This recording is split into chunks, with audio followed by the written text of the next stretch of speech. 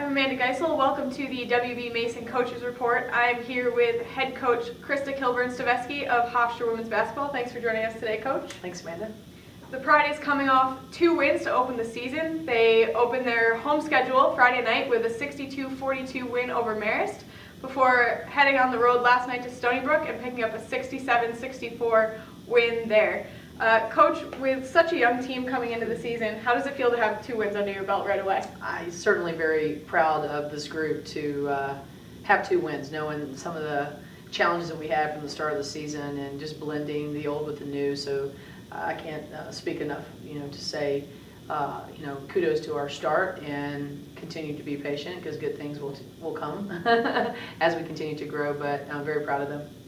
With those 2 wins, the win over Marist, the team led pretty much the whole game. Then last night at Stony Brook, it was much more of a battle, close the whole way. With a young team like that, how important is it to get that experience of winning in different ways like that? Well, we talked a lot. My speech before the game was just about being it's your first road test and that you can win on the road, but the unfamiliarity of the rim, especially on a day where you actually drive. We don't have too many where we drive the day up, so you don't really get a chance to practice. You don't really get a chance to fill the gym till you get there. We got there about 2 hours early, 4:30 for a 7 o'clock game just because of the island traffic and just really be safe.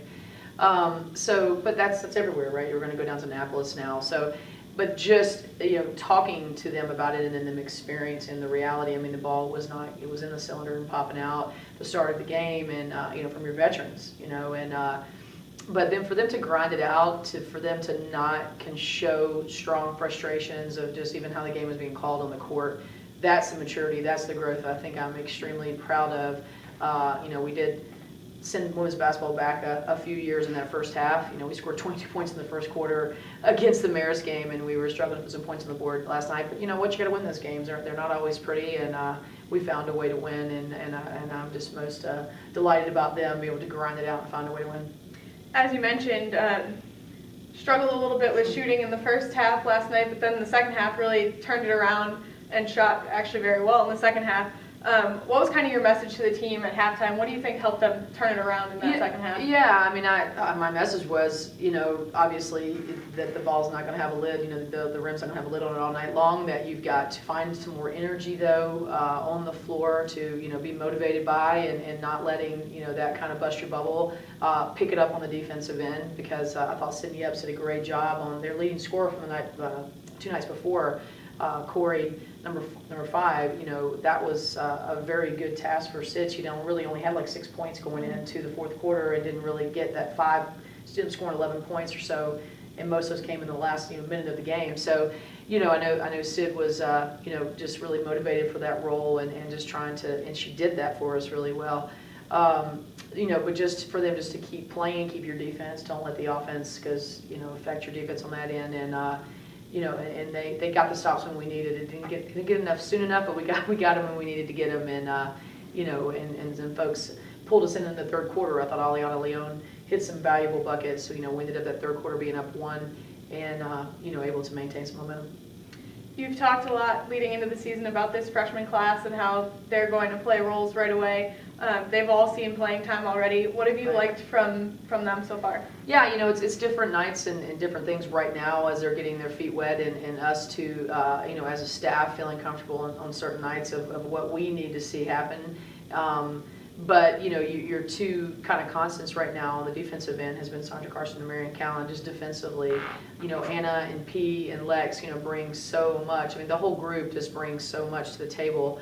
But we needed a little bit more defense last night, and then obviously Sandra Carson kind of generated her offense and found Callan, and she was 5 or 6 from the free throw line. So they kind of gave us the best punch for both right there in a game that was tricky. It was kind of touch, the pace was slow, so more calls were being called. So, but they really kind of gave us the stability in the defensive end, and that's what we were looking for last night. And then turning to one of your veterans, Ajane Durant has led the scoring in both games so far, unsurprisingly. She was 1 rebound off a double-double last night.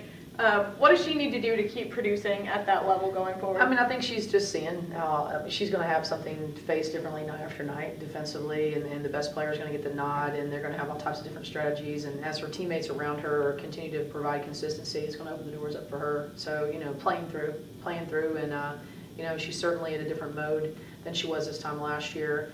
Even watching the Stony Brook game last year to this year, she was taking those shots that were given to her, and so she's just going to have to fight through that kind of frustration. It's not ever going to be easy for her, and I think she's beginning to understand that. Mm-hmm. And it's only going to get tougher. So, Crystal, I like both of them. You're in a point where two of your cornerstones are struggling a little bit, but they don't take themselves out of it, and they figure out a way. And Crystal makes like key points down the stretch for us to to seal that victory, and that's what leadership is. They proved it on the floor the last night. So you're heading down to Navy Friday night.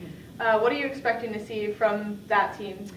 A lot of physicality. I mean, I think the Stony Brook game was just a little touch of what you're going to get in Annapolis. So highly disciplined. They play with each other, a veteran group. She's so they know where each other are on the floor. So they like to shoot threes. They're really talented scorers. So changing up a lot of different things on the defensive end. So I mean, they do a lot of different things. So it's gonna be a nice little task down there, against a very disciplined, focused team.